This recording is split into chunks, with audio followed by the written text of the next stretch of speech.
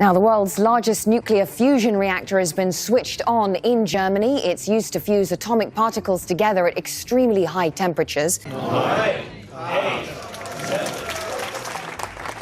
Something just happened in Germany that has every energy company on the planet scrambling to reassess their strategies. An experimental reactor in a small town near the Baltic coast just shattered records that scientists thought were years away from being broken. We're talking about nuclear fusion, the holy grail of clean energy, and Germany just proved it's closer to reality than anyone expected. The implications, they're massive, and the timeline for commercial fusion power just got a whole lot shorter. The 43-second record that changed everything. In Greifswald, Germany, the Wendelstein 7X reactor, a massive machine that looks like something out of a sci-fi movie, held superheated plasma at fusion temperatures for 43 seconds. Now, 43 seconds might not sound impressive when you're waiting for your coffee to brew, but in the fusion world, this is monumental. Previous attempts at sustained fusion reactions typically measured in milliseconds or a few seconds at best.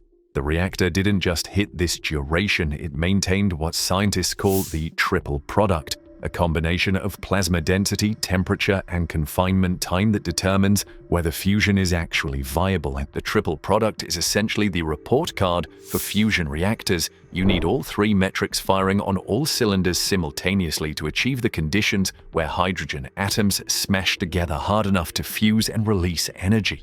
Wendelstein 7X didn't just pass this test, it exceeded performance metrics that even tokamak reactors, the traditional gold standard design, have struggled to maintain for such extended periods. The Max Planck Institute for Plasma Physics, which operates the facility, confirmed that this run represents a fundamental leap forward in proving that sustained fusion reactions aren't just theoretically possible, they're practically achievable with current technology. What makes this even more remarkable is that the reactor operated continuously without the plasma destabilizing or collapsing, which has been one of fusion's biggest technical hurdles. When you're dealing with plasma hotter than the sun's core, we're talking 100 million degrees Celsius. Keeping it stable and contained is like trying to hold a miniature star in place with magnetic fields. For 43 seconds, Germany did exactly that, and the data they collected is now being analyzed to push even further.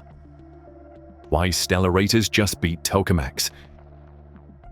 Here's where things get technical, but stay with me because this matters. For decades, the fusion world has been dominated by tokamak reactors, donut-shaped machines that use powerful magnetic fields to contain plasma. Projects like ITER in France have invested billions into perfecting the tokamak design. But Wendelstein 7X is a stellarator, which is a completely different beast.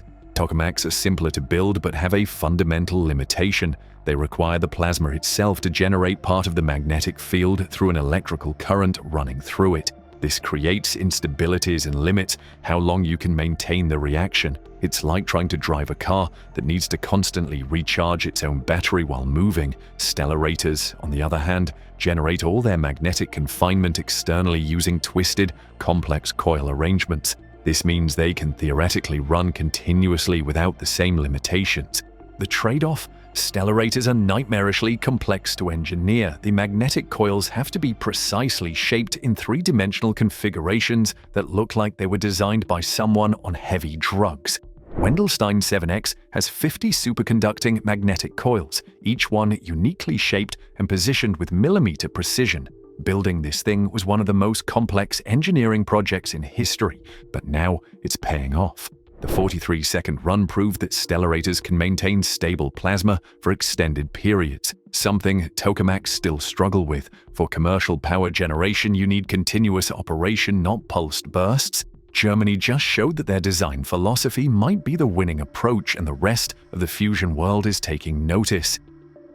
The secret weapon: pellet injection technology.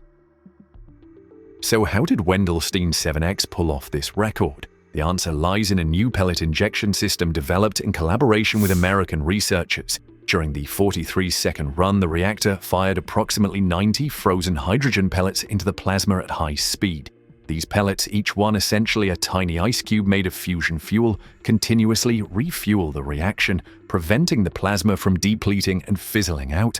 Think of it like feeding wood into a fire. Without continuous fuel, even the hottest flame dies. Previous fusion experiments struggled with this problem. They'd achieve high temperatures and density but couldn't maintain them because the fuel would burn through too quickly. The pellet injection system solves this by providing a steady stream of fresh hydrogen isotopes directly into the plasma core. The engineering behind this is genuinely impressive. You're shooting frozen pellets at supersonic speeds into a chamber where temperatures exceed the surface of the sun. The pellets have to survive long enough to reach the plasma core before vaporizing, and they need to be timed and positioned with extreme precision to avoid disrupting the magnetic confinement. Get it wrong, and the entire plasma destabilizes instantly. Germany's success with this technology represents one of those unsexy but critical breakthroughs that makes commercial fusion actually feasible. It's not flashy, but it's the kind of innovation that separates research experiments from working power plants. Germany's €2 billion bet on fusion dominance. The German government isn't treating this as a science experiment anymore. They're treating it as the future of their energy infrastructure, and they're backing it with serious money. The federal cabinet approved a comprehensive fusion action plan with over €2 billion in committed funding through 2029, with more than €1 billion specifically allocated to fusion research through 2028. This isn't just research grants, it's a strategic industrial policy designed to position Germany as the global leader in fusion technology. The action plan includes 8 fields of action covering everything from research infrastructure to regulatory frameworks. Germany is literally rewriting its radiation protection laws to create legal clarity for future fusion plants, because current nuclear regulations were written for fission reactors and don't really apply to fusion. What does €2 billion buy you in fusion research? It funds new experimental facilities, supports a growing ecosystem of startups and private companies, builds supply chains for specialized components like superconducting magnets and plasma-facing materials, and trains the next generation of fusion engineers and physicists. Germany is essentially building an entire industry from scratch, and they're moving fast. The political commitment is equally significant. This isn't one administration's pet project, it's bipartisan support with backing from across the government coalition. Energy security has become a paramount concern for Germany, especially after recent geopolitical disruptions to natural gas supplies. Fusion offers a path to true energy independence, nearly unlimited fuel supply from abundant hydrogen isotopes, no carbon emissions, minimal radioactive waste compared to fission, and no dependence on foreign energy suppliers. Germany is also positioning this as a jobs program. The fusion industry will require advanced manufacturing, specialized engineering expertise, and cutting-edge research facilities, all areas where Germany already excels. By dominating fusion technology now, they're setting themselves up to export reactors and expertise globally once the technology matures. Startups racing to build the first commercial reactor. While Wendelstein 7X is proving the science works, a new generation of German startups is racing to commercialize it. Companies like Gauss Fusion, Proxima Fusion, Marvel Fusion, and Focused Energy are attracting hundreds of millions in investment and pushing aggressive timelines that would have seemed absurd just 5 years ago. Gauss Fusion recently unveiled Europe's first complete design for a commercial fusion power plant. Their plan calls for a €15 to €18 billion first-of-a-kind reactor that would come online in the mid-2040s. Yes, that's an astronomical price tag, but it's an actual blueprint with engineering specifications, not a vague concept. They're calling it the Eurofighter for fusion, deliberately invoking Europe's successful military aircraft consortium as a model for pooling industrial capacity and investment across multiple nations. The design leverages stellarator technology similar to Wendelstein 7X but scaled up for power generation. Gauss Fusion estimates their reactor would generate baseload electricity continuously, solving one of the major criticisms of renewable energy sources. Solar and wind are great, but they're intermittent. Fusion would provide constant, reliable power regardless of weather or time of day. Proxima Fusion, another Munich-based startup, is pursuing what they call a quasi-isodynamic stellarator design, basically an optimized version of the W7X concept with improvements based on recent experimental data. They've attracted significant venture capital funding and are working toward demonstration plants by the early 2030s. Their timeline is aggressive, maybe even unrealistic, but that's how breakthrough industries work. Lots of bold bets, some failures, and a few spectacular successes. These startups are collectively calling for €3 billion in public funding to accelerate development of pilot plants by 2030. Their argument is simple: the science is proven, the engineering is feasible, and now it's a question of scaling up and demonstrating commercial viability. Germany's government seems to be listening. The Biblis nuclear site's second life. In a move rich with symbolism, Germany is planning to build a 1-gigawatt fusion pilot plant at Biblis, the site of a decommissioned nuclear fission reactor. This location choice is deliberate and brilliant for multiple reasons. First, the infrastructure is already there. Biblis has grid connections capable of handling gigawatt-scale power output, cooling systems, trained personnel familiar with nuclear operations, and regulatory approval for nuclear facilities. Building on a brownfield site instead of starting from scratch saves enormous amounts of time and money. Second, the symbolism is powerful. Germany famously shut down its fission nuclear program after Fukushima, committing to a renewable energy transition. But renewables alone haven't been enough to meet Germany's industrial energy demands while phasing out fossil fuels. Fusion offers a middle path: the energy density and reliability of nuclear power without the long-lived radioactive waste and meltdown risks of fission. Building the fusion plant where fission reactors once stood sends a clear message: this is the new nuclear, and it's nothing like the old one. The Biblis project also leverages an existing, skilled workforce. The technicians, engineers, and operators who worked at the fission plant have transferable expertise. Many of them are still in the region and would welcome employment in next-generation nuclear technology. Germany gets to repurpose not just infrastructure but human capital. The 1-gigawatt capacity target is significant. That's enough to power a medium-sized city. If the pilot plant succeeds, it would prove commercial viability at a scale that matters for national energy policy. This isn't a small research reactor, it's a demonstration that fusion can contribute meaningfully to the grid. Why this terrifies traditional energy giants.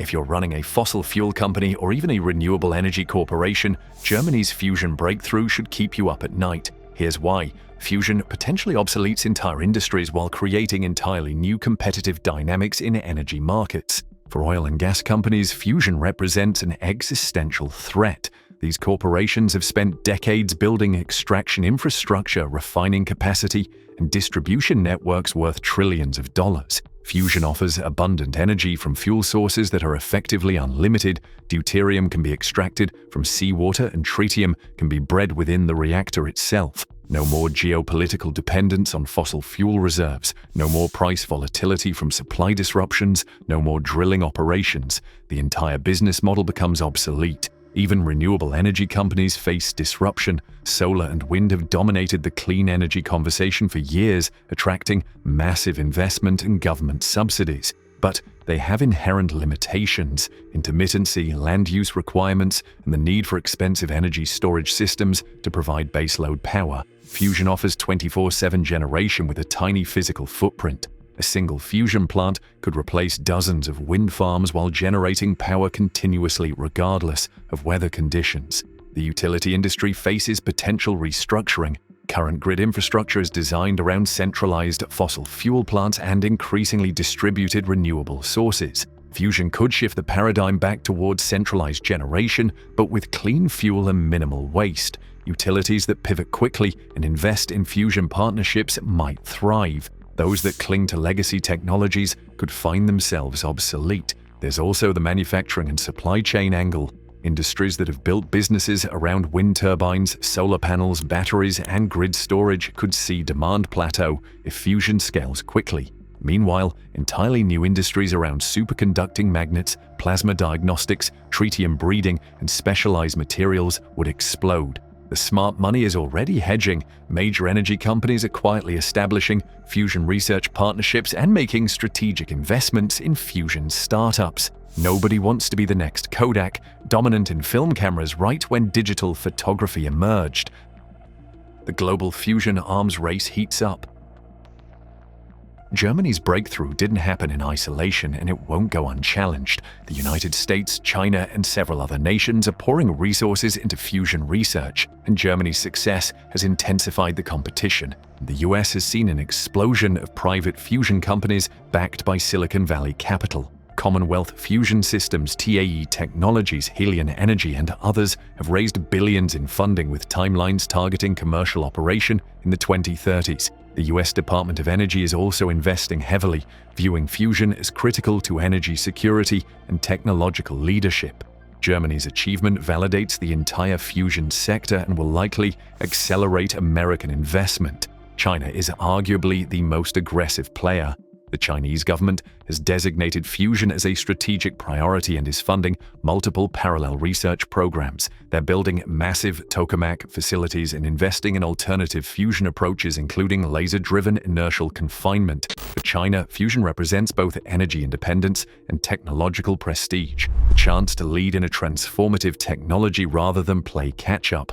The competition extends beyond national programs. The race is also about intellectual property, engineering talent, and supply chain dominance.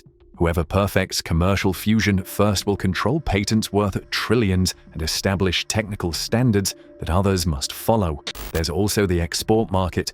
Once fusion is commercialized, nations will purchase reactors from whoever has the most proven, cost-effective technology. Germany's breakthrough forces everyone to accelerate. Countries that were planning demonstration plants in the 2040s are now reconsidering timelines. Research programs that seemed adequately funded now look under-resourced compared to Germany's commitment. The fusion arms race isn't military, but the stakes, technological dominance, energy independence, climate leadership are just as high. The 2040s timeline, realistic or hype? So here's the trillion-dollar question. Can Germany actually deliver commercial fusion power by the mid-2040s? Or is this just another round of overpromising from an industry famous for saying fusion is 30 years away for the past 50 years? The honest answer is that the timeline is aggressive but not absurd. Wendelstein 7X's 43-second run proved sustained fusion is achievable with existing technology. That's the science risk largely retired. What remains are engineering challenges. And engineering challenges, unlike physics problems, can be solved with sufficient money, talent, and time. The mid-2040s target assumes several things go right. First, demonstration plants in the 2030s need to successfully generate net electricity and prove continuous operation over months, not minutes. Second, materials science needs to deliver components that can withstand years of neutron bombardment and extreme thermal stress. Third, tritium breeding systems need to work at scale, because tritium is rare and has to be produced within the reactor itself for commercial viability. Fourth, costs need to come down dramatically from first-of-a-kind plants to make fusion competitive with other energy sources. None of these are insurmountable, but each represents real technical risk. History is littered with energy technologies that worked in the lab but failed at commercial scale. The difference this time is that the fundamentals are solid. Fusion isn't theoretical anymore, it's engineering. And when Germany commits €2 billion plus private investment, builds pilot plants, and creates regulatory frameworks, they're not messing around. There's also a self-fulfilling aspect to these timelines. Aggressive targets attract talent, investment, and political support, which accelerates progress. Conservative timelines lead to modest funding and slow development, which then validates the conservative timeline. Germany is betting that ambition breeds success, and their track record in engineering-intensive industries suggests that bet isn't crazy. Will the mid-2040s target hit perfectly? Probably not. Major infrastructure projects almost never deliver exactly on schedule. But 2040s versus 2050s is still revolutionary compared to the fusion is perpetually 50 years away narrative that's dominated for decades.